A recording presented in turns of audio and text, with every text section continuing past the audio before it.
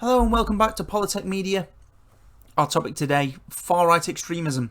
Is this the greatest threat to the UK and to the Western world?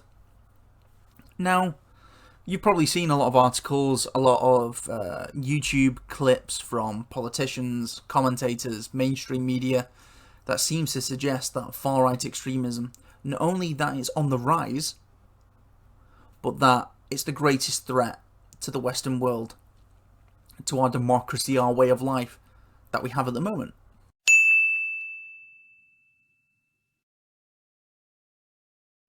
Move over jihadis, move over other extremists. The far right are here again. You'll see sort of many articles that people want to understand what white rage is, and that was from General Mark Milley over in the US. So let's have a look. Do the numbers actually back this up? Now, before we get into it, if you'd like to like and subscribe this video, comment down below on what you think it's going to be, and we'll get into it. So there's an article that came out of The Independent, and I'm having a look at this on the web archive. Boy 15 arrested on suspicion of far-right terror plot. Counter-terror police say there is no imminent threat to the public as investigation continues.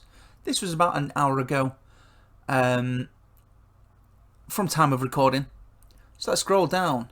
A 15-year-old boy has been arrested on suspicion of mounting a far-right terror plot. The teenager, who has not been named, was detained in South London on Friday. A spokesperson for the Metropolitan Police Counter-Terrorism Command said he was arrested as part of a proactive operation. There is not believed to be any imminent threat to the public in relation to this, a statement added, which is fantastic. Which means it's not part of a ring, it's not part of a group. This person was just acting alone.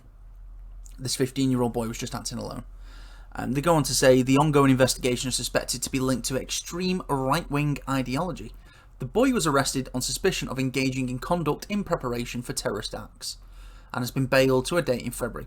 So if he's been bailed, that necessarily means that, you know, they're not worried that he's going to commit an action. You know, it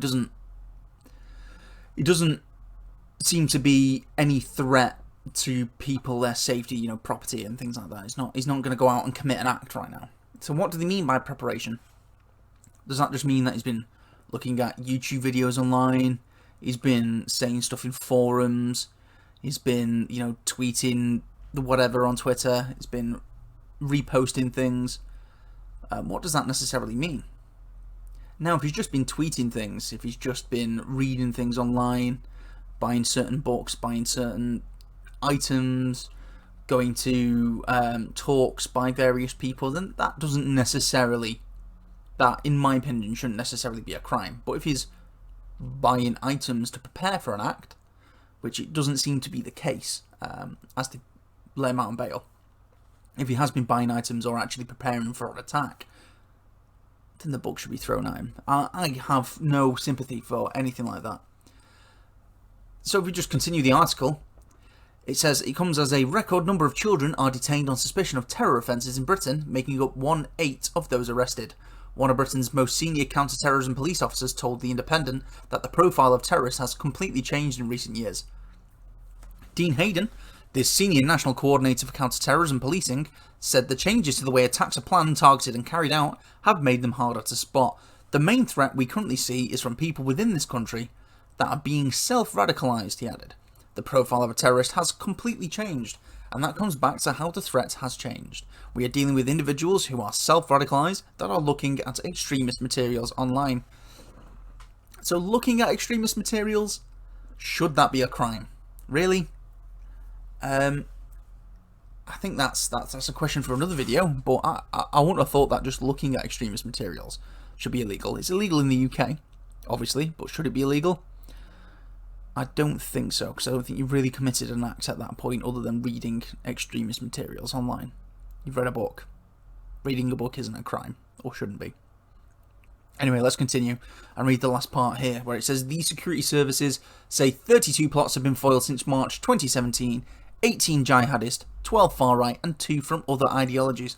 The extreme right-wing threat makes up around 13% of cases currently being handled by counter-terror police, while the bulk remain jihadist. So there you have it. Just from this article, you see that whilst yes, it is on the rise, it is not the greatest threat that we see. So we have a quick look at something published by the Parliament.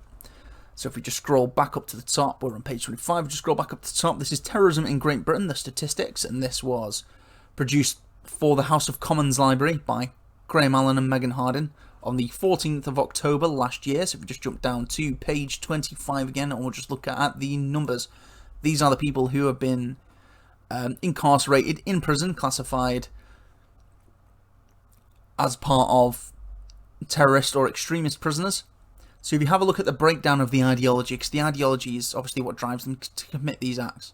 Extreme right wing, so it's definitely on the rise, but I wouldn't say that's necessarily the biggest threat that we face. So if we scroll down, we have a look at the ethnicity, and we have a look at the religion. You can see that disproportionately to the population of the UK, those who follow Islam, follow particularly extremist Islam and commit jihadist attacks, those are the people who are most likely to be incarcerated. So that's 73% of those in prison for terrorism or extremist crimes. 73% of those follow Islam, so I would classify them probably as jihadi.